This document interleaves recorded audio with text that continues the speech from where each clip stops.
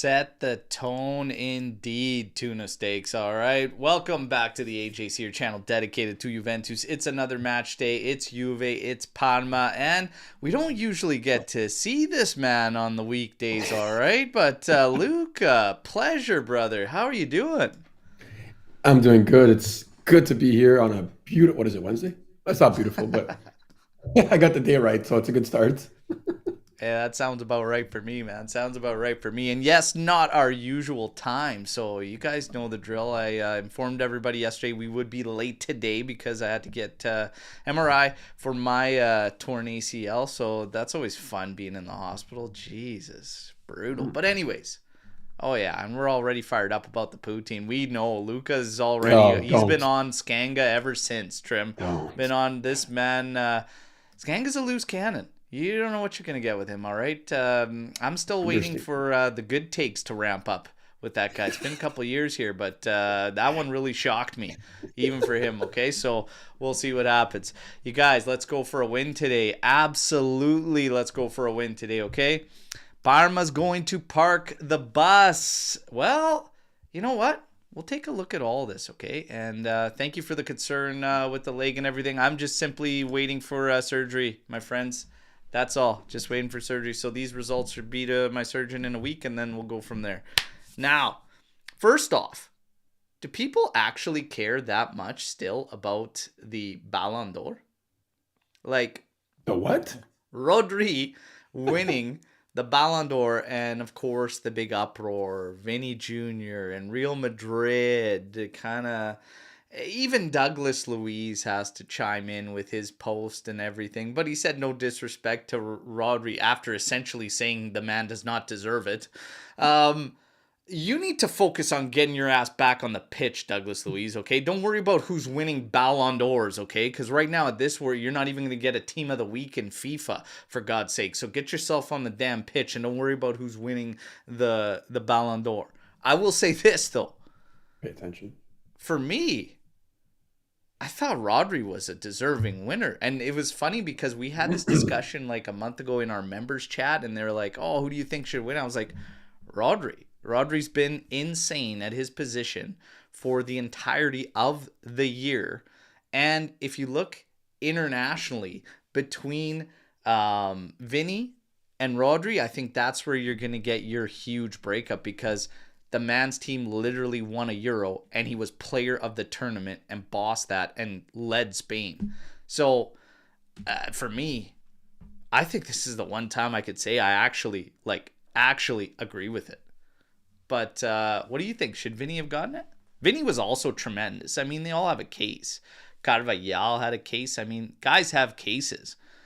But I always feel like people want it to go to the flash, to the goals, to the assists, etc. Yeah. And, you know, I think that's the only reason I'm kind of okay with it is because it's finally not a forward. Like when it's a midfielder or a defender, like or God forbid, I mean, I don't know last time it was a goalkeeper, but when it's not some flashy guy dribbling up front, it's kind of like a sign of relief for the people who don't play forward, let's say. So um, I'm not going to say Vinny didn't deserve it. He had his arguments, oh, but, of course, yeah, he could. It's but closer, no doubt. people have been saying it like I've been seeing it recently. Like for 10 years, it was the same two guys. And they literally, like, the argument went back and forth, like who won La Liga, who won Champions League between Messi and Ronaldo. Like, it was a coin toss every year. That's when it was kind of still not important, but it was starting to fade already with that. Now, who gives a shit? I'm just glad it's me giving the feedback because if Skango was here, he wouldn't know what half these guys are. No. Well, Skanga probably, was there for the birth of Yashin, the only goalkeeper to win it. So he was probably, you know, He uh, remembers that. yeah, probably working at the cafeteria in the hospital Yashin was born in at the time. Who knows? But yeah. Anyway, we love taking our shots on the old man. Oh my God. I love that I could call him the old man. So we got to get to some news around Juve and everything. The Ballon d'Or is what it is. Everyone's got their thoughts, meaningless, etc. But for the first time in a while, I actually felt that it was good. And I was like, okay, Yeah. I can get behind that. And maybe it has something to do with being a midfielder and like seeing midfielders win it. Because Dell says, hey, what position do you play? I play in the midfield. Everywhere in the midfield, though.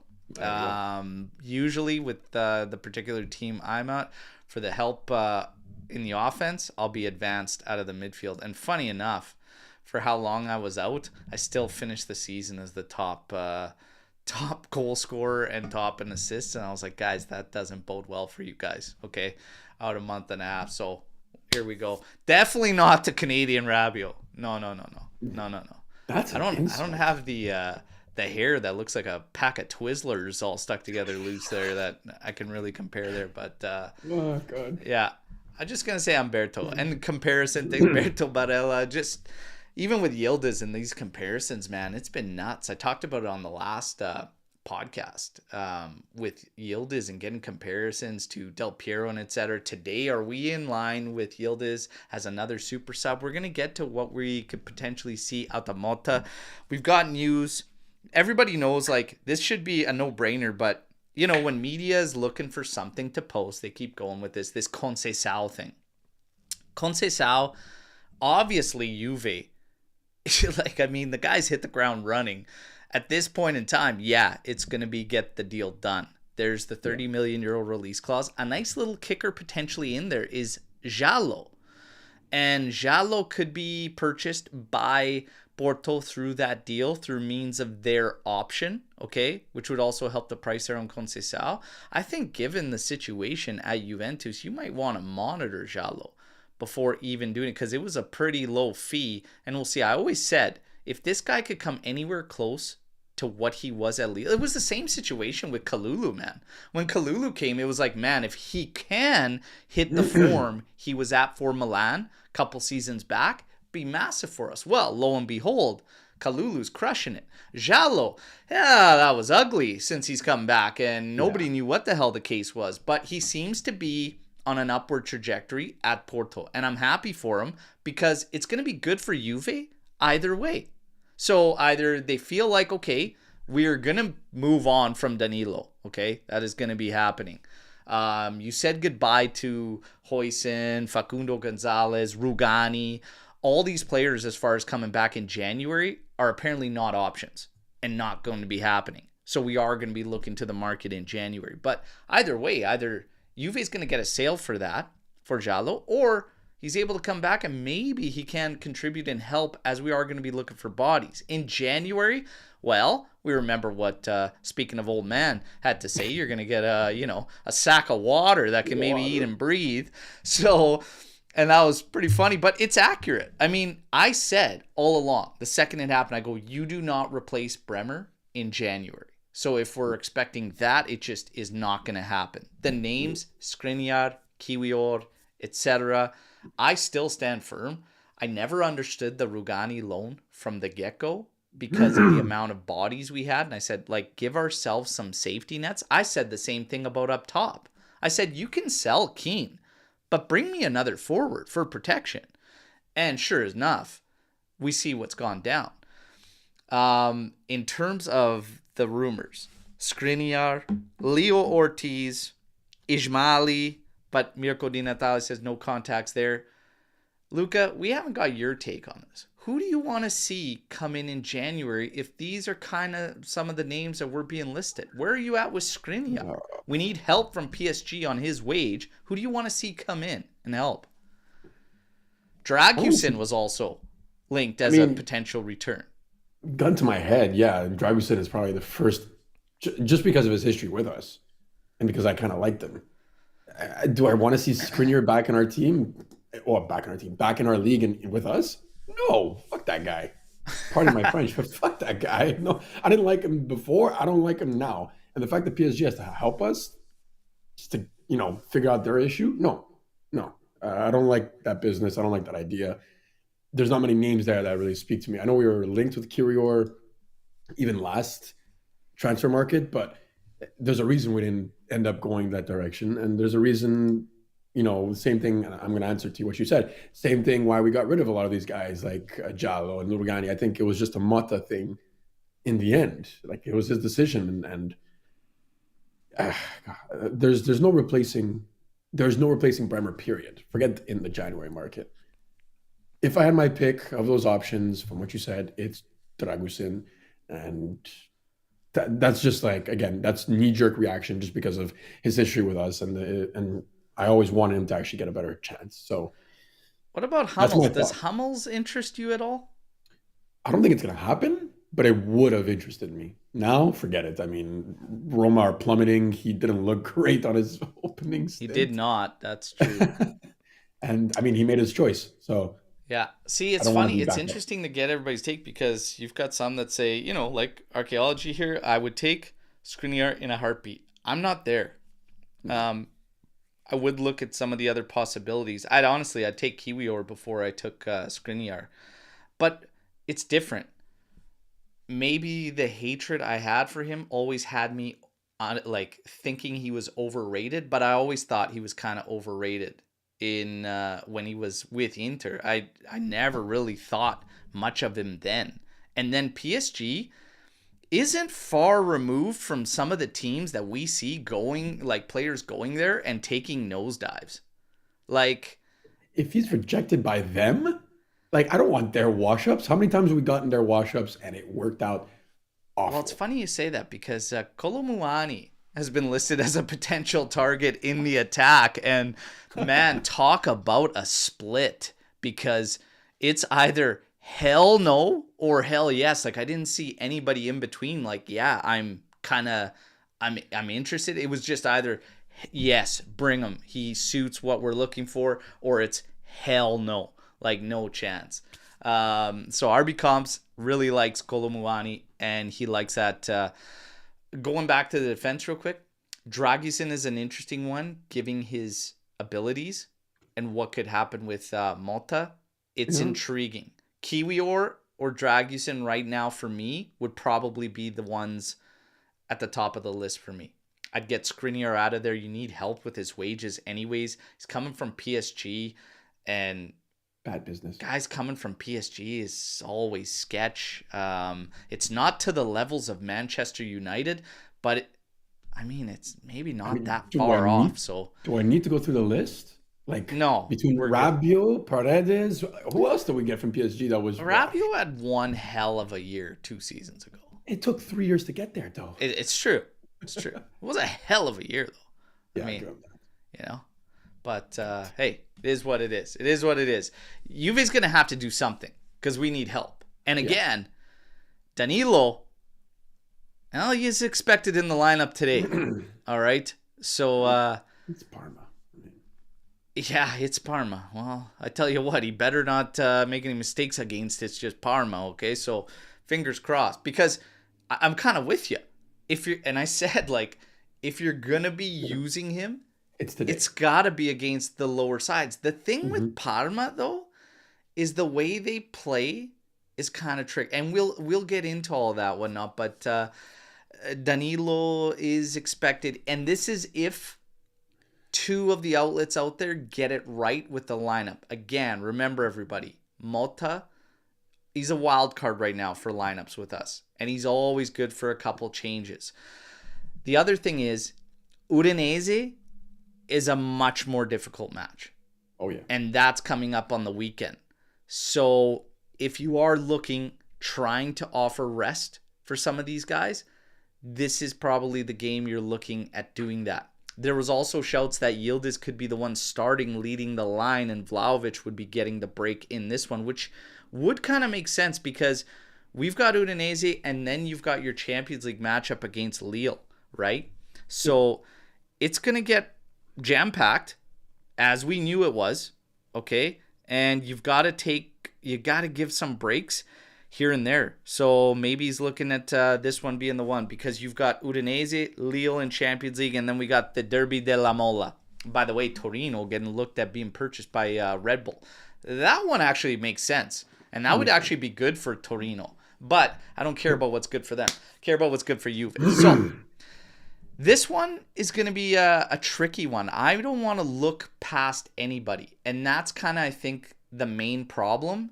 Like if I'm shooting from the hip and I'm thinking about Danilo going in there in this game because you are right. Like, these are the games he should be able to go in there and play and do the job. However, with what we've been seeing, it's sketchy.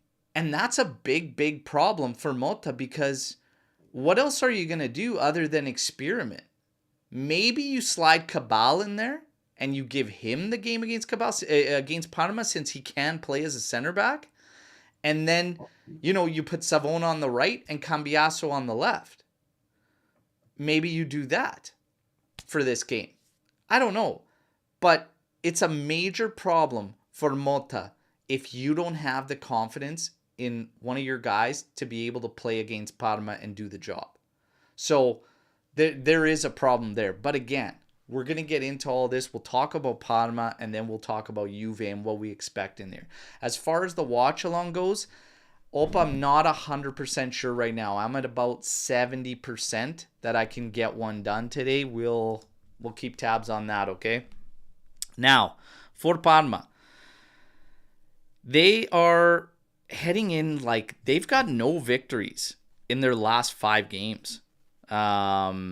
Yeah, it's 1 loss and 4 draws. A lot of draws in there. Not holding the ball a lot, not getting a lot of possession, but they can create problems. Like they drew their last game against Empoli, but they actually dominated Empoli. And Empoli sits higher than them in the table, whatnot. But, how much do you really take out of anything of Parma's matches? Because it's been Jekyll and Hyde with them. Earlier on in the season, they came out of the gates playing really good, really aggressive, and trying to get after it. And then it's kind of like they switched because they haven't been able to control the ball.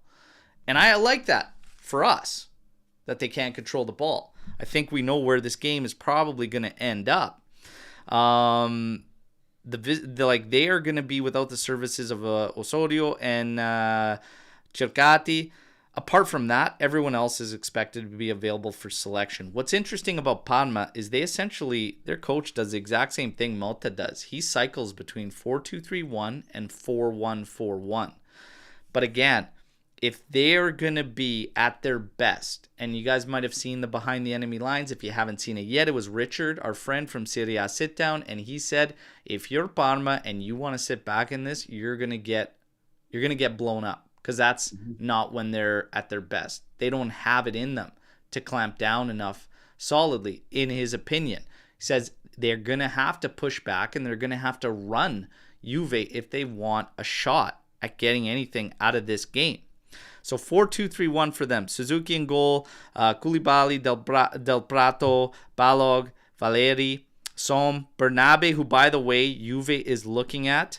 Okay, but again, Real Madrid, I believe, not on him. Bernabe, he's owned. There's a parent club there with Bernabe. So I can't remember the team, but I'll get back to that. Dennis Mann, who's been great this season for Parma, Hernani, Mihela, and then of course Boni. So we're gonna have to. They've got some guys that are in good form this season. Okay, we just got to we got to be aware. We can't go into this one. We can't look past anybody. Because now we're going to get to Juve. This is the reality. With all those draws early on, Luca, we can't look past anyone. This has to be 3 points. Manchester City for Bernabe. Thank you. It's Man City. I still think we'll get the 3 points. I mean, we've had a good amount of showings where we're able to, just blow the other team out of the water with a 2-3-0 result. I mean, it was early on. And it wasn't every team. Like, we've had issues with draws as well. But I think after the offensive results we got last game, I don't foresee an issue breaking them down if we play anyway. I'm not going to say similar, but just I think that should not be a concern today. My concern going into today was our defensive shape. And again, Danilo starting, that was my only thought. But again, it's not Inter. He's not defending against the best striker in the league, or the 2 best strikers in the league, possibly. So, I mean, my defensive worries don't go out the door because I don't think they'll sit back. But I also think we'll hold possession more. So I think this is where Mata's got that thought in his mind of, okay, Danilo could do this one because it'll be more possession based. So that's my thought process. I think the goal today is hold the ball and just break down their lines, and try not to sit back, because that's obviously not what we do, but get them to sit back. Yeah. So I mean, that's And my thought. I could be wrong. and it makes perfect sense. It makes perfect sense in terms of you touched on the offense, getting the 4 goals against Inter again. I don't think there's a high percentage of the fan base that thought we would have 4 goals in us against Inter. I said it on the last post-match podcast. They got arrogant. Their ego kicked in, and Inter gave us the opening, because they could have easily clamped down and probably seen that game out, but they didn't. And they allowed space for Juve to continue to create, and they got stung with it, and I love it. I loved every second of it. But again, the question remains, is that going to be a one-off? And if a team does try to clamp down and hit us on counters, that's what I actually expect out of Parma. I believe they're gonna go hard in counter-attacking situations. They are gonna try to clamp down, because I don't think if they haven't been able to retain the ball at all, really, in their last 5 matchups based on who they've played, I don't expect them to do it to us, no matter who we play in the midfield. And that's just the reality of the situation. I'm trying to find their latest matchup. So we had Empoli, where they did actually dominate the play against Como. They come out with 39% possession, 9 total attempts. Yeah, Como against Bologna, who has been not even close to spectacular this season. They come away with 29%. Okay. Cagliari, I think, if I'm not mistaken, that was a better game for Parma, more possession and everything, but they lost the game 3-2. So again, looking at their opponents, looking at what they've been able to do or not do in terms of possession and everything, I expect Juve to dominate this game. Yeah. And now we get to meaningless possession right here. We can't be too comfortable with possession alone. We need to actively provoke mistakes. This has been one of the things that's been bothering me, especially when we go to those draws from earlier in the season. And you have to build off what you just did against Inter. That means you have to come out with the right approach. You have to try and step on their throat early. Being at home, even if you were away, you're going to dominate the ball. You need to dominate the ball against this team, no doubt. Okay, if they're struggling with those sides to control possession, we have to dominate the ball. But we have to make the most of our possession. We have to move it around quick. And again, don't worry about what they do. Play at the tempo that prepares us for other opponents moving forward as well. Because when we played Stuttgart, we were so slow, so abysmal, so weak. It looked like we were sleepwalking out there. Always play to your level. Don't play down to your opponent. So we need to be on the throttle, and we need to take advantage of the momentum that comes out of that Inter game. This has to be 3 points, and I'm going to say we have to get multiple goals in this to keep that momentum rolling. We saw some great things come out of that match. The right flank, Cambiaso and Conceição, that's our meal ticket. Big time. And that alone is going to give you that opportunity on the left side to open things up, because that's going to force teams. And this is why tempo and urgency and how we move the ball is big, because it's going to force teams to try to overload and shut down that right side. The second you do that, you have got to get the ball over to the left side quick. I don't want to see it touch Kalulu, Gatti, Cabal before switch the damn field, do everything with conviction, and that will also help whoever the hell's on the left side. If it's Weah or even if it's Yildiz. Yildiz doesn't have to necessarily be in the 10 role to succeed if we keep going on the good signs that we are seeing. This is not a knock on Savona, but Cambiaso and Conceição, with what they did to an Inter side, you gotta cook off that. My only thoughts with the lineup today, pulling off the last game, is you need Chico and you need Cambiaso starting together on the same side. And on the opposite side, whether you put Yildiz on the left or at the nine, I don't even care. Yildiz needs to start. And I would definitely have Cabal on that left side. Those are four that if you really want to force the other team to make mistakes, I'd even throw McKennie in there in terms of making mistakes. Like those are 4 or 5 guys that I think need to be there. The rest, I mean, we don't have many options, so we kind of know who and where. But those are musts if you really want to step on their throats, like you said early. Get 2 goals, then you can sub them out, put in the kids. I don't care. But if you want to go in guns blazing, those are 4 or 5 guys I think that need to be there. Yeah. And Forza Juve saying that's what Luca and Thuram have been doing. Sadly, they're the only two that has been switching the field with any type of purpose. In terms of what we're expected to see, Di Gregorio in goal. There were some lineups that had Perin in there, but Di Gregorio in goal. Cambiaso, Gatti, Danilo, Cabal, McKennie, Locatelli, Thuram, with Conceição, Weah, and Vlahovic. All right? Now, that lineup, Luca, any changes that you make in this one? Yeah, I'd start Yildiz just because of, I mean, you don't need to bench him again. You know, the kid got the point.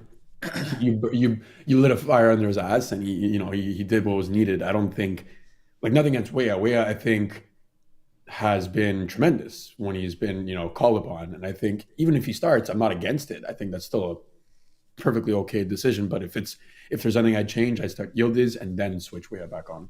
So just that's my only observation. So I got a couple thoughts on this, and we talked about this even in the post-match, Dean. They're like, I usually in a game where we expect this, when we expect this with a team that might be parking it and everything, I wouldn't like McKennie as the advanced mid. However, he plays very close to Vlahovic, and it could help, and it could work out.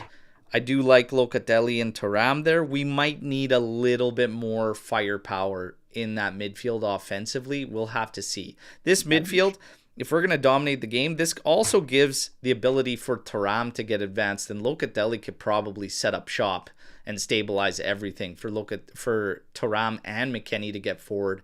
That could get McKennie closer to Vlahovic, and we still have that presence a little bit as a trailer through Thuram. As far as Yildiz goes, I'm looking at it like Motta might want to keep more firepower in the back pocket too. And Conceição might be the guy that like you have to start because he's so creative and does so much damage. And then pulling in Yildiz on tired legs could actually do exactly what it did against Inter and just give him that ability to maybe get that confidence up and that spark up. I've never had problems with Yildiz this entire season. Agreed. So while people have been saying, the stats, he needs to get shots, he needs to get more involved. I agree, he needs to get more involved, but every time he's been on the ball, he's done well. And for me, it's us kind of failing systematically to get him in the right areas and get him more involved, and also how we use our fullbacks. But for me, I can kind of see why from Motta. The other thing is, too, it all goes back to the same thing, and that's just we're just a little skinny right now in terms of the lineup. And you've got to make a decision with Vlahovic as well. Because if you're pulling Vlahovic, you're experimenting. Yeah. If you're going to pull Vlahovic, Yildiz is probably in the lead to play there, even though he hasn't even been there yet, because we saw Weah in there one game, but I'm not going to go to Weah there. I prefer Weah on a wing. So it's Yildiz there. But if you're going to play a team where you anticipate them dropping deep, it doesn't make sense to me to take Vlahovic out of that game. Agreed. You have to have some aerial threat up there, some big man there. Unless you put Yildiz and then put West right behind him, because West in the box in the air is still a threat. So, yeah, but he's got to come from deeper though to even get there and everything. So I just think if you're gonna play a team that is gonna go out this route, I'd probably start Vlahovic. The problem is though, because you guys are right. Vlahovic needs rest as well. So you're going to have to find time to rest him. But I think that's why you're starting to see Motta sub him out of games. Yeah. And I think that's also why you're seeing almost nothing for reaction from Vlahovic. He gets it. He knows, right? He has no subs. Yeah, it's like we've got really nobody to go there other than that. So for me, Vlahovic, you got to have him in there. Yildiz, I would prefer him starting, but I think Udinese is going to be the game. I'd say you gotta probably fire away with Yildiz there. I'm okay with him being off the bench in this one. I'm curious to see Weah if he can follow up a good showing, in my opinion, against Inter. Now against a team that's going to be clamping down more, there will be less space. I'm going to have eyes on Weah if he does start like it's projected on that left side against less space. I want to see his decision making. I want to see how he does it when the space is gone. Hey, I expect all our guys to look good with space, and the space that Inter was giving us by going at us, I expect them all to look good. Now I want to see what he can do in that spot like that. So yeah, I don't know. What did you think of Weah's performance against Inter? I think there was nothing to, criticize, and I'm not going to say there was nothing to praise, I said it to Lou. I'm like, yes, we scored the goal. We're happy he was scoring a goal and he was there. It was a good call from Motta to start him. But before that, it's not like he was standing out. He was doing what was expected. He still had good chances. He still created well. I think his shape defending was also great. He tracked back when he had to. It was, like I said, it was what was expected. It wasn't, like an 8 on 10, but it wasn't a 4. He was bang in the middle, doing what was needed. He did cough up 1 or 2 where I was like, okay, it happens, fine. But look, he's been performing. He's been doing what's needed, and that's on both sides, right? Don't forget, he was on the left where he's usually on the right. So, and even when he played striker for that couple minutes, he's filled in where he's needed. So for the flexibility, I think he did fine. I have no issues with him. Even if he starts today, no issues with him, because again, he can bang in a goal or 2. The guy's got it in him. And if, like you said, that gets Yildiz back on for a few minutes against tired legs, I'm okay with that. But my thought is get the goals quick today rather than, trying to get them afterwards. Yeah. There's no wrong answer here. I think it's important to get everybody kind of rolling too and not sitting too long. So there's a lot to juggle right now. And what drives me nuts is this Chiesa situation. I put it in our chat, right? With the things that Arne Slot was saying, like with him saying, well, he trained at a low intensity at Juve, so we're trying to get him up to speed and he's struggling and everything. This gets me, okay? Yeah. We can't keep guys fit to save our damn life, okay? We can't keep guys fit to save our lives. But everywhere they go, it's been said that, training at way too low intensity. What the hell is going on there? Like I don't even know what to think anymore. You've got players, some ex-players, but way down the line talking about how crazy it is at Juve. Yeah. You've got people talking about Motta's training and how intense it is and whatnot. Chiesa was there for a little bit before we said goodbye and everything, but it's like, no, he was training at low intensity. Yeah, not ready for us. So what the hell are these teams doing? And how are they not having the injury woes that we are having? They have injuries, obviously, but man, I don't get it. I really, really don't get it, because it's a lot of them where it's like, no, the training's not up to snuff. When the guys went to Tottenham, it was like, no, their training isn't up to snuff. When De Ligt went to Bayern, he's nowhere near playing for us and the fitness thing. It's like now even Fede, and I'm like, I think it's weird. It's weird to me. Unless all these teams are masking it from what it actually is, and it's them adapting to their game. And they're just trying to say, you know what, we just got to get his fitness up. Which I wouldn't put past any of them. I think Fede was a one-off, because I think we knew he was moving on.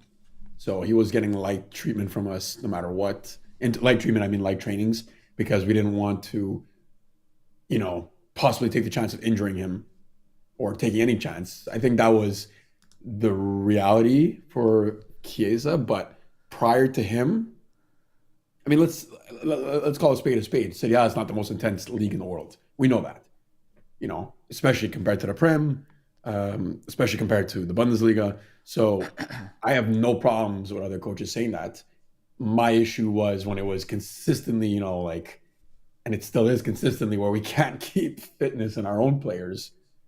And I thought that would change this year with a new, revamp of our management and our staff and all that. But I don't know. I I think we've don't been know. I unlucky don't this think they year. can speak to the training if they have no friggin' clue, though. Like, I mean, what Fede's telling them, like how he's training. The guy did a lot of individual training throughout his frickin' tenure because of his fitness. But I don't know, man. Like, the game is different, but it doesn't really mean a whole lot. Like, in terms of conditioning, would we say that our guys are like grossly, you know, grossly under conditioned compared to theirs? I can't say yes or no to that because we don't really know. And I I think think that, I honestly think they're just masking. It's like a way for them to deflect in yeah, saying probably. that. But as far as the Prem goes, yeah, their games are different. It's like It's a different it, intensity. That's the there's reality. space everywhere. It's go go go. It's completely different game. But Yeah. I don't know. Everybody's got their thing. But when it comes to the fitness and conditioning, I don't know because the Italian sides do pretty damn well against them. So I Yeah, don't know. like Liverpool could say what they want, but didn't they get slapped by Atalanta like three Oh zero yeah, or and something? that's why I Like, love Matt's comments because he goes, "It's such BS. The great intensity of Liverpool, so much more than Serie A, and got absolutely smashed by Atalanta in their house." Yeah, you know yeah, what they get? Good old do it, pool. Oh do yeah. it, do it. Stretch it a bit first. Don't hurt yourself. Okay. Oh, that's what they get. Okay, put a little extra spice on that one for him. Okay, now get back to the game. Let's get back to the game. Okay, as far as fitness goes, no Bremer, obviously we know season ending. No Milik, although Milik is getting pretty fired up about a return. Buddy, you're 2 months out still, but he's swearing on these Instagram posts and everything, but that's okay. Take it easy. Um, and then you've got Nico and Douglas Luiz. Douglas Luiz is literally like any day now. When it comes to Nico, hopefully this weekend. Okay, there we go. So we went over the projected lineup. I'm going to give you key stats. Storm the barn questions. You guys can start firing away at any time now. Okay? And Luca, if you have one, just hang on to it here. Key stats. Juve have won 23 out of the last 40 matches against Parma, who only have 6 wins out of the matches that didn't end up in victory for Juventus. Juve unbeaten in 13 of the last 14 against Parma in Serie A. Their last defeat came back in, can anybody guess the year? The last time Juve suffered defeat to Parma in Serie I A. wasn't even born yet. Oh, I mean, listen, if I you were wasn't you were born, then definitely Sanga was born, okay? just. Oh, okay. No, sorry. 1993, I'm going to say that's too far. Too That's too far far. back. Not that old. Any guesses? I feel like it's like early 2000s. 2001, no. 2011, you're getting closer. Oh, wow. I'm going to We say lost it. this. Think about possibly the best kit year. One of the best kit years. Yeah, I already know where you're going with this, but that's an argument that is depending on the 2012, person. 2009. No, one of the best kit years. All 3 bangers. There you go, Opa. 2015.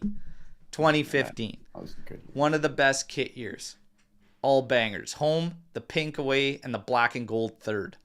Yeah, Was our there you go. first year with Yildiz? Yeah, it was our first year. That was the last season. You got to go back to in Serie A for Juve suffered defeat against Good Parma. team. How the fuck did we lose to Parma? That's a good team that year. Now, in 26 matches at home against Parma, can anybody guess how many goals, and hopefully this keeps the trend going, how many goals Juve has scored in those 26 matches against Parma at home?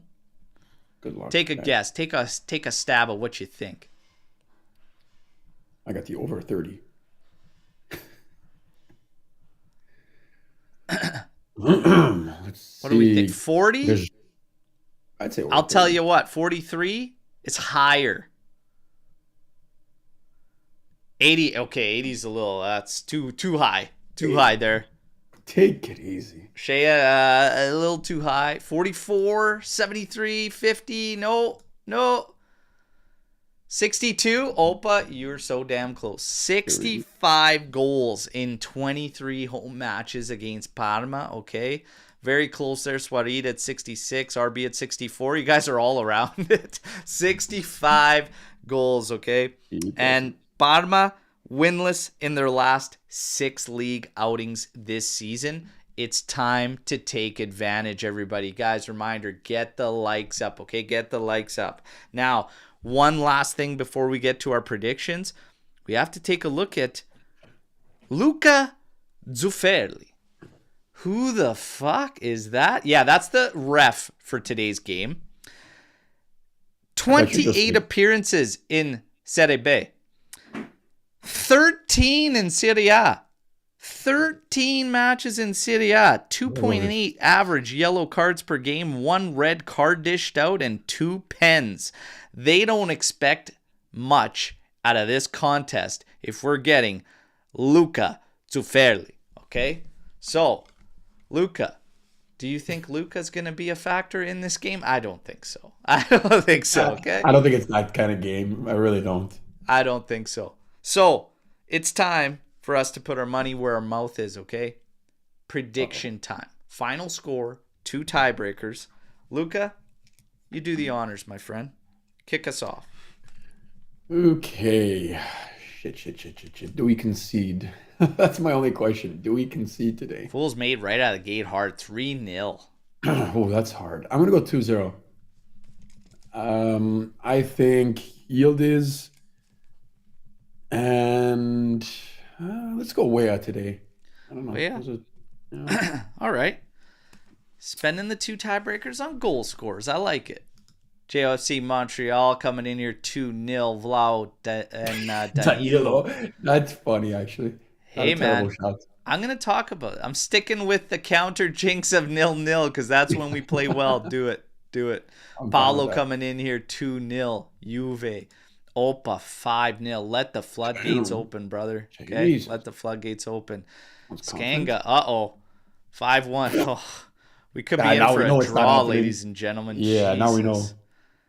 The counter jinx of freaking Skanga. Jesus. Tony Mush from Skanga Ranch coming in with that prediction here. RB Comps 2-1 Juve. Dells 1-0. Cortomuso making the comeback. Forza Juve 2-1 Dushan. And Colt Miners off the bench again. Guys, the squad list out. Colt Miners makes it back. Very, very happy with that. I never expected him to start this one. If we can get him some minutes and see how he's kind of feeling and whatever, that'll bode well. Udinese, maybe you don't. And there's something to be said about risking the guy too. Like, if this game's comfortable, I probably don't even give him a few minutes in it or whatnot. Maybe move on to Udinese and give him that extra time to, heal up. So that'll be something to keep eyes on as well. Now, Deschilio, come on. We need Deschilio and the power of Empoli against Inter today. Yeah, what? Empoli and Inter today, and Deschilio might just have himself a day. Like, let's see a replay of the only highlight reel he's got was that Roma match. So let's go 7-0. Oh my God, if that happens, guys. Okay, like, what are we let's talking do about? this. Let's do this. Oh no, he's putting something on the line, guys. He's gonna grab a kit or something. What are we gonna do? I say only if it's over 5, Bert. Because I mean, let's be realistic, guys. The fact that there was 8 goals in the last game, I don't even know if that's statistically that's okay possible to happen again. If we get, it's because 7's outrageous, okay? We get 4 goals. If we get 4 and win, somebody will get the new authentic home with Champions League kit, okay, or Champions League badging, okay? We'll give this bad boy away. Pay attention. We get 4. Give that bad boy away tomorrow on the post-match show if Again, 4 goals and a victory cup. All right? So there you go. Four And goals sorry and to a get victory. Opa pumped up. It's not a DeCilio kit, okay? So no DeCilio kits. What's Unless the he scores, expression? let him have a big Get, game. If he even gets get. off the bench. Now, my prediction, Luca, you took my prediction. Come on. Yeah, This I is you see sometimes 2-0. 2-0. You guys saw it. Hey, I'm doing this new prediction thing, okay? Where I'm simulating the games on FC 25. I don't know if EA Sports realizes that we're one of the partners because I've only done it twice so far and we've lost both friggin' simulations. So we lost the simulation in this game to Parma. We lost great. 1-0. And I'm like, are you kidding me? That's not my prediction. I'm going 2-0. Okay. And I'm going to say we score 1 in the first half. The second comes late, like beyond 78th minute for the second goal. I could see that. I think that with the way I expect this game to play out, I'm going to say that this is a game where a midfielder gets a goal. I think our first one in the first half, I'm actually going to say that, and it's tough because I think we're going to get a change in the midfield from who these guys are, but if McKennie's playing, I actually think McKennie will get the goal in this game.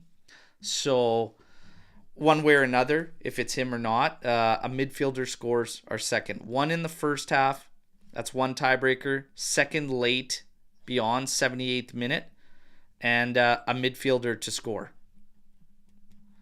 So that's what I got. Okay. That's interesting. Fool's Made saying 2-0 first half, 3-0 final result. And where is I just saw the comment here. If he gets the give me the kit, if I guess right. At 7-0, if that happens, you know what? I'll give you 2 kids. I will give you that kit.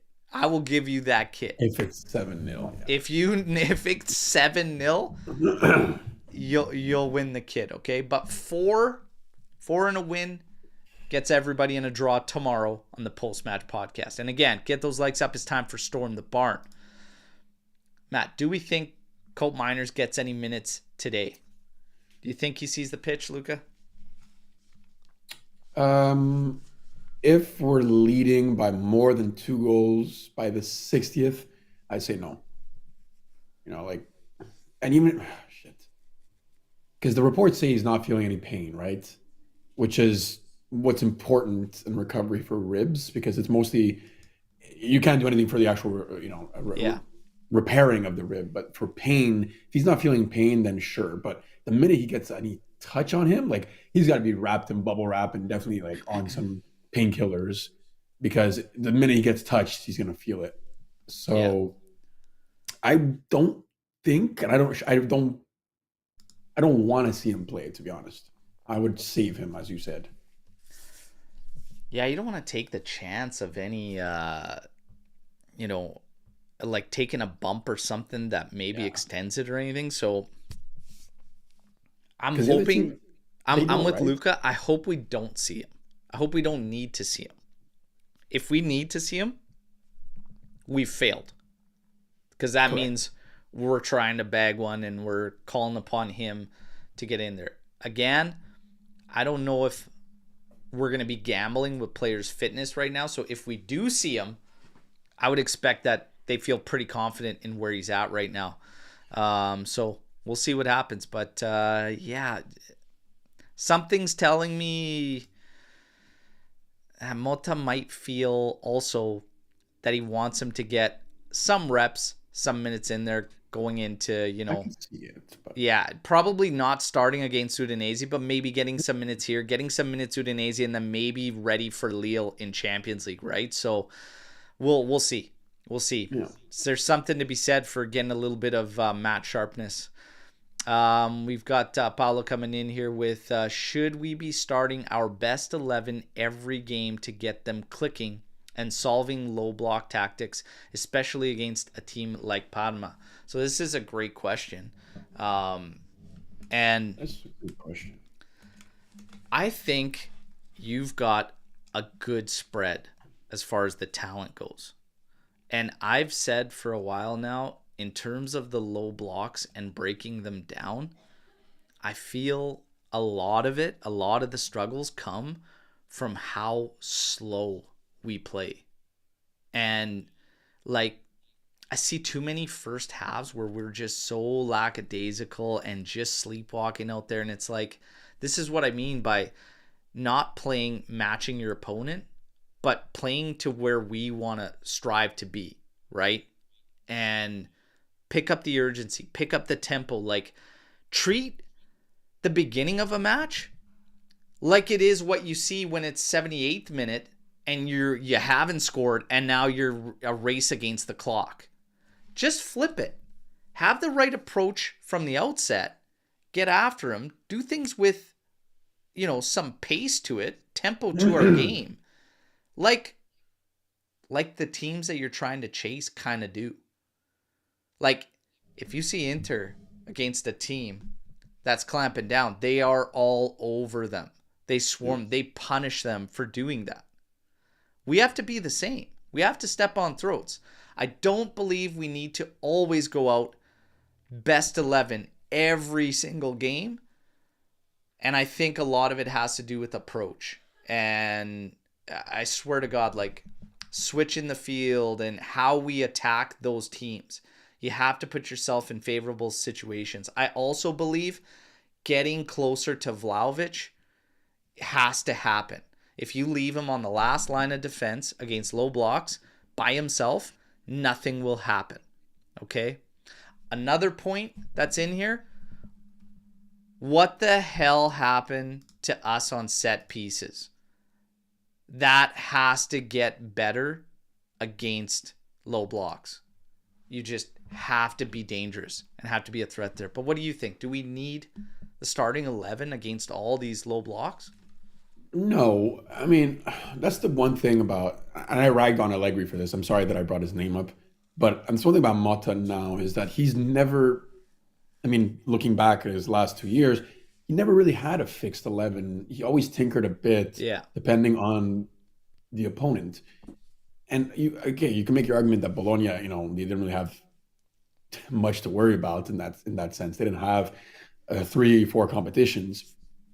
But with us, especially that we have that many competitions, and especially that we have that much talent, right now the only issue is injuries, right? So there's no way we're playing our best starting 11 because it's not there.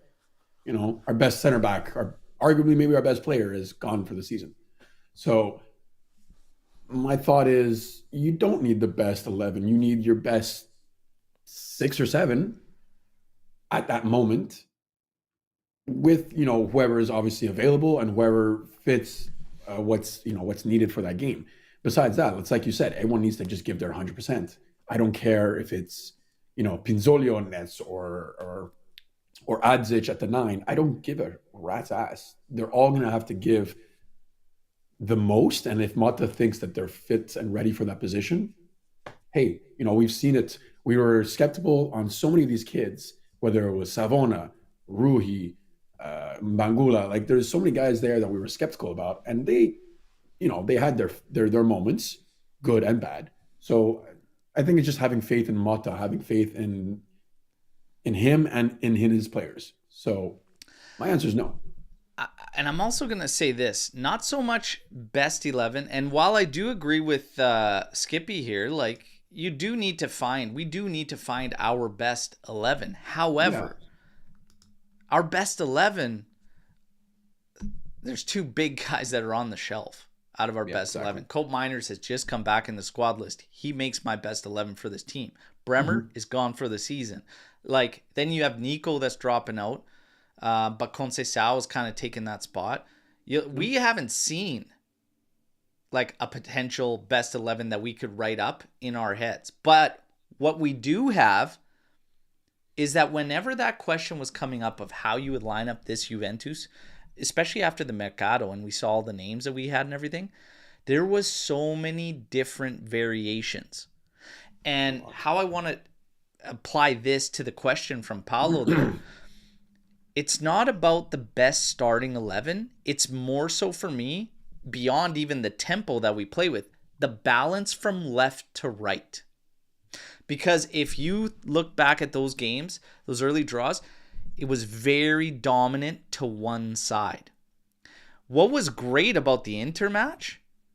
We were good on both sides. Obviously, Conceição was the most threatening and the biggest threat. But Weah held his own on the left. But even beyond Weah, Cabal made a massive difference on the left. Our first goal came from Cabal spotting McKennie, seeing what he was going to do, and putting a perfect ball on a platter there for him that he laid over to Vlahovic.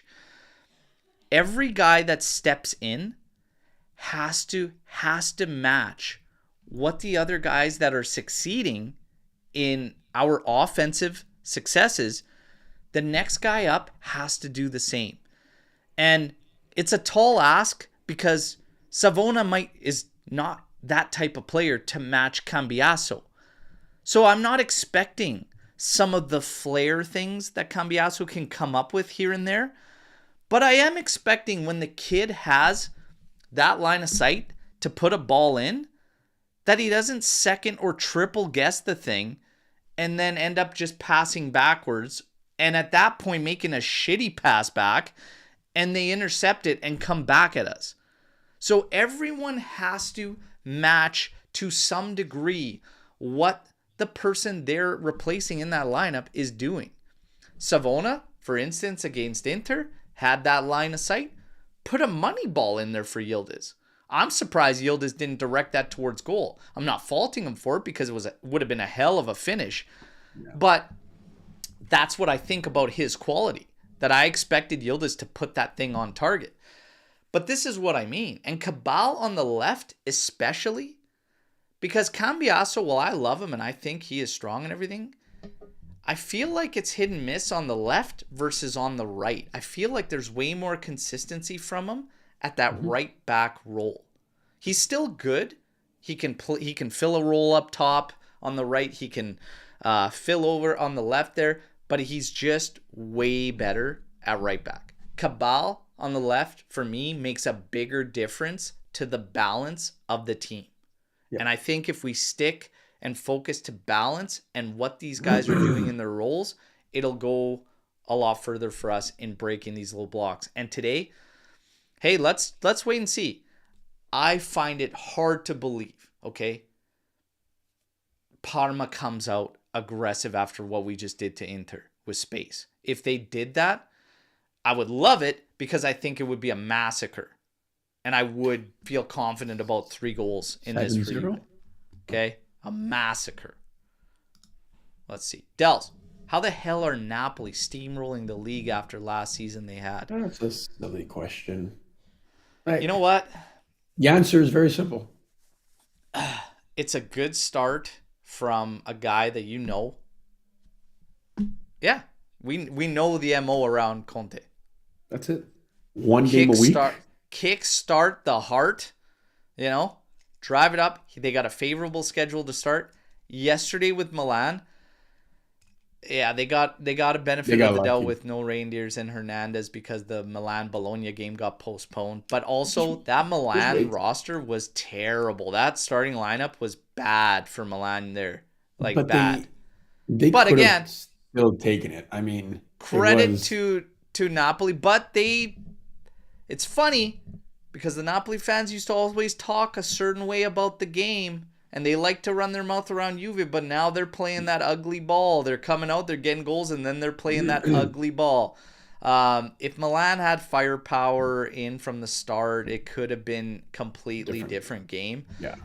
I've seen Napoli also play like dog shit against 2 bottom feeders and scrape through 1-0 wins. So they will drop points. And this stretch for them, they are dropping points. If they come through unscathed, okay, then I'll start to ramp up my thoughts on them. But for now, Milan's done, but you've got Inter, you've got Atalanta, you've got Roma. I think you have Torino in there too, which is it's going to get tough. It's going to get tough. What's Luca's most controversial take on Juve? Oh. How much time do you have? What is the most controversial take you have? So what's your What's the one Right that always now, gets you absolutely roasted? What's I mean, your what's your unpopular take the they were most? player ones for the longest time, but Oh like God. there's none right now. So Yeah, Luca I, FC was a fucking graveyard for me, man. for a couple of years was pretty bad, yeah. Until I nailed McKennie and Gatti, I was doing really badly. I think Ramsey was probably the worst Ramsey one. The was the fight worst, for yeah. Ramsey was unbelievable. It's just like, dude, what the Uh, hell? I had Yeah, the hope. love for Ramsey was probably the one. I Oh had hope. man, I mean, I don't have anything current, so nothing, no hot takes on the current Juve, eh? oh, jeez. I wasn't prepared for hot takes. I need to think about I them, you think you're know? probably pretty well. I mean, you've been pretty optimistic with a bunch of us around this season and the changes that needed to be made and everything. So I don't think there's really anything controversial as far as any of us go in Last this Juve. last I mean, season? what would be controversial if you were like, you know, we should not have hired Mota. It should have been Conte or something like, which a lot of people actually out there still Yeah. feel that way. But No, I mean, if you would have asked me last season, I would have had a lot to say.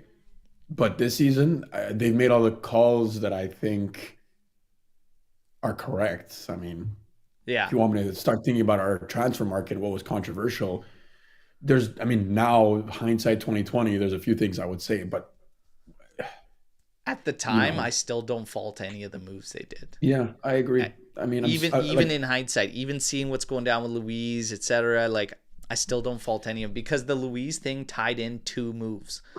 So it's not about not spending that.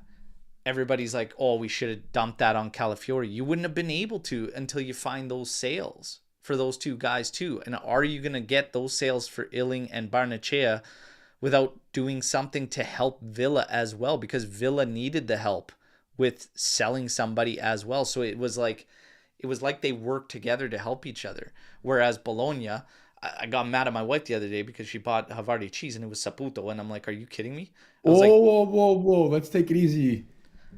Let's no, take it easy forget it. with I the was like, Sputo what hate. happened? Let me guess what happened at the grocery store with this Saputo package. You probably got to the front there, and then they told you it was a completely different price than what the price tag was on the shelf back there, just like they run their Mercados. Yeah, Hey. oh, okay. The cherry Anyways, top it of was Saputo. delicious, though. It was delicious. I will say Yeah, they that. got good shit. But, relax, Abuchi goes, relax. Relax on the Saputo. Let's not dump on them just yet. Anyways, yeah, I don't have any regrets about the Mercado and what they did. What is the least amount of goal contributions from the midfield this season for you to be happy with our new midfield? That's from Forza Juve. That's a I'm gonna say flat out, I don't have a set amount of goal yeah. contributions that I need out of the midfield. I'd be happy if, as long as it's all about results and everything. Like I don't care Yeah. if Cope Miners doesn't score any, but he's setting up a bunch, I but don't goal care. contributions, either assists as well. Like As long as we win, I don't care. But Coop could go all season with you zero can make contributions. you Don't can care. make like key passes that don't show up as a goal contribution Exactly. and find yourself like not getting those particular stats. I don't have a set number of goal contributions I'm looking for our new midfield. Like what's going to make me happy with the midfield? The same thing that's going to make me happy with the rest of the team.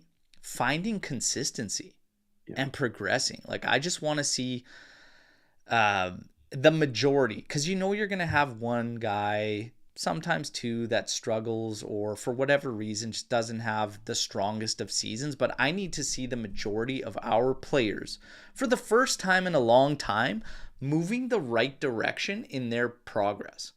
That's all I want to see. It's not about contributions and all this and everything. I would like to see a certain number more from like Vlahovic, because that would be a good key indicator for us and everything, that everything we're doing is working. I think in Mota's system, to be honest, you'll probably get the most contributions from wingers. So like a guy like Conceição, if we're having a strong season, his numbers should be strong.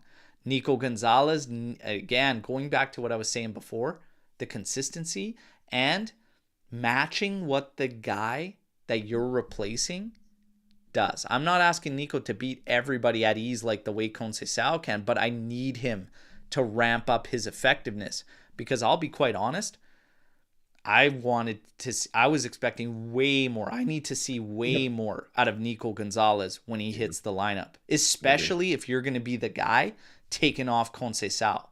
And that's just me. So it's not really about numbers and stats. And you know what? George saying, in my opinion, Nico is better than Chico. That's a hot take. I think that depends because they're both different. You know, like on their 1v1s, Chico is just that low center of gravity is something else. I'm going to be quite honest. I wouldn't be surprised. Like, I'd be fine seeing Nico change up with Cope Miners in the 10 role as an advanced mid rather than taking him off at right. I think Nico offers more centrally. He comes into the center much more. And with Coop, we saw it a lot. They would flip all the time. You know, Coop would go more wide and then Nico would come central. And I think that's kind of the reason why we've kind of also see Chico kind of come up now, is because Coop's not there anymore. Yeah. And he doesn't really suit, I think, Coop as much. So that was my reasoning why Nico was starting over Chico earlier. But I mean, now, hey, I'm starting Chico every freaking day of the week. I don't care. Yeah. So, I think Chico's insane, man. And I think that's personally a hot take, but respect to George because we love hot takes. Gotta have them too. And speaking of George, comes in here. There was a storm in the barn last episode that said Yildiz is not a winger. He is quick. He can take on his man. He is direct, likes to cut inside. What is it that he lacks exactly? Also, he's 6'1". He's not 6'1", he's 6'2". That surprised me that he's actually like 6'2". That's crazy. Doesn't look like it. But I said the same thing, George. I disagreed with it. I don't have any issue with Yildiz playing on the wing. I think he could play anywhere across the top, to be quite honest.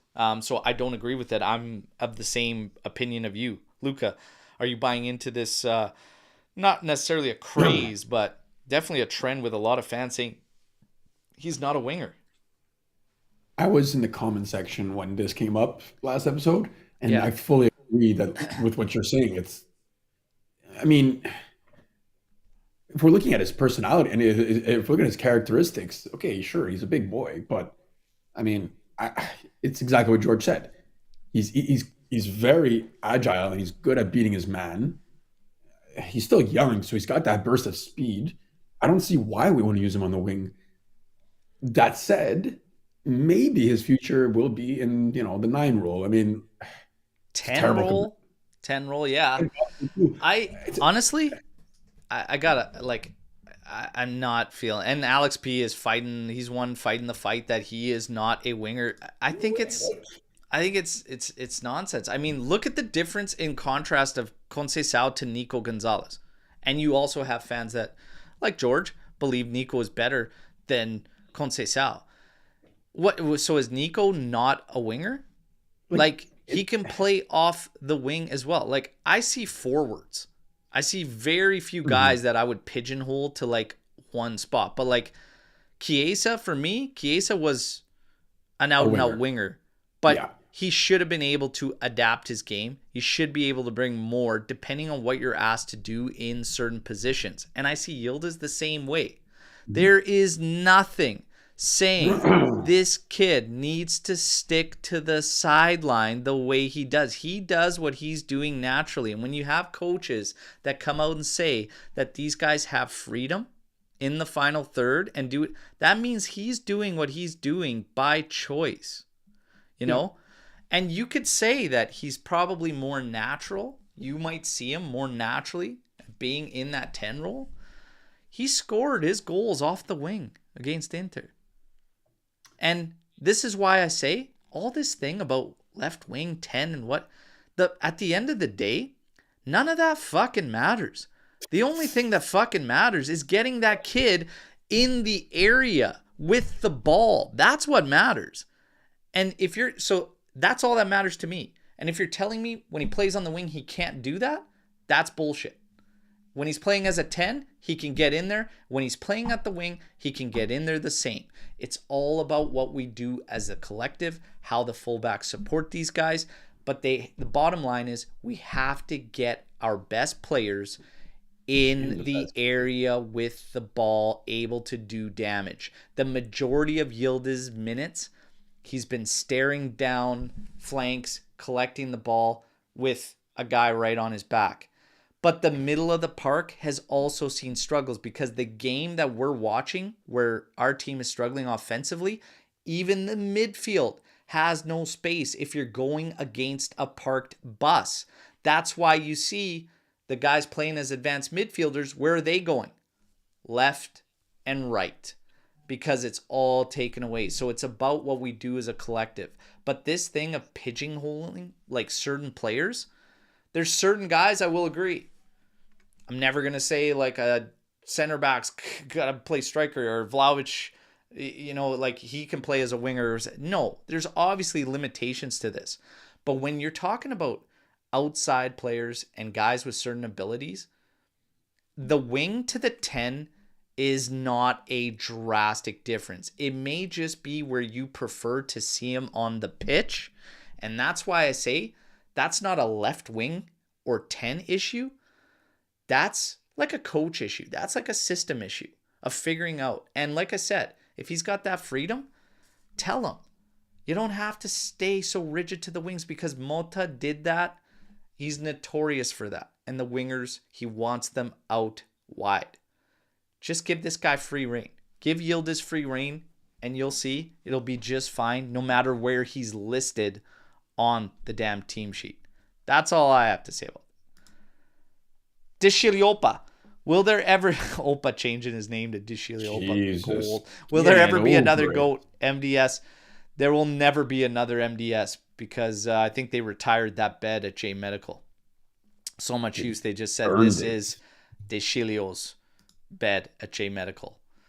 What's up with the outswing corners? No other team does that as much, and it irritates me. I'll be quite honest, what irritates me even more is that the majority of them hit the first friggin' defender. But yeah, I don't know what's going on with set pieces. It's a nightmare, but Colt Miners will definitely help with that.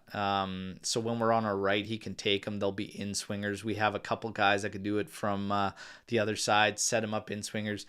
The bigger thing for me is that it looks, and for a while has looked like, none of our guys come even close to our set pieces. But that's got to change. Hopefully we break that duck today. But they have been brutal. And that was one of our strengths over the past couple seasons. So, hey, we'll see what happens. We'll see what happens. Now, when is J Medical Door held? And who's the winner? J Medical Door, it's... Ooh, Ramsey it's got to be would be in Dishilio. there. Gotta be. Kadira towards the end. Kadira, Sandro. Towards the end. Quadrado a bit too. Ramsey. Dishilio might take the cake, though. Like, MDS people forgot he was even on the team. Yeah, for 10 years, I think. Like, people completely forgot. Like, he might have to take the J Medical Door. I'd have to say it's got to be Dishilio. Ramsey's probably close. But yeah, that's just, it's scary. Scary stuff there for Dishilio. I can't believe Skanga bet that he was going to play more minutes than Pogba. Even Pogba had more minutes than him. That's shocking. Holy crap. There's a name. There's a blast from the hiatus there. Oh, you guys, like I said, stay tuned. Stay tuned. We'll see. And try my best to do a watch along. These chats. These lives are always fun. Getting ready for this game. Like I said, have to win this one. Has to be 3 points. Get the job done. Goals. Let's keep the momentum going from what we had against Inter offensively. I don't care if this team's going to park it. Swarm them. Press them. Get the pressure going. Break them down. Has to be 3 points. Okay, stay tuned. I will try my best. It's about 70% for the watch along. Luca, always an absolute pleasure, brother. All right, take care. And remember, everybody, post-match podcast tomorrow with a special guest. All right, Paolo from our chats, follower, subscriber, supporter, wanted to come out. He's going to make his debut on the post-match podcast tomorrow, and I'm looking forward to seeing him here, and hopefully we got a victory show. All right, it better be Juve. Better be. Hey, better be. Set the damn tone. Get those likes up. We'll talk to y'all real soon. Enjoy the match. And hopefully, I do see you later for that watch along. Fino alla fine. Forza Juventus. Let's get Parma the big day today, all right? Take care, everybody. Ciao.